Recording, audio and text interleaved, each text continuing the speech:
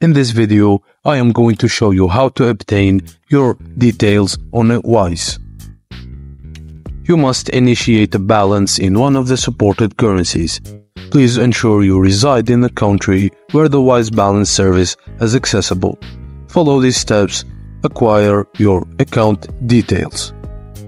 First, visit the Wise account and you can find the link in the video description. Navigate to the home section of the platform. Scroll to the far right and select Open. Choose Balance from the options provided. Select one of the currencies offering account details. Once the balance is established, proceed to the website and click on Receive. Or on the app, tap More. Choose Get Account Details. If it's your first time accessing your account details, you may need to fulfill certain requirements. Upon completion of all the requirements, you will receive your personalized account details, which can be shared with anyone intending to send you funds, whether they be friends, companies, or customers.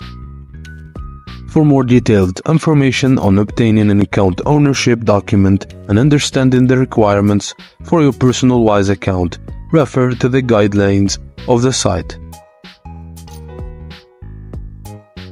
To receive your initial set of account details, if you're using it at the first time, you'll need to add 20 euros or equivalent in your currency to your account and verify your identity using ID card, passport, or driver license.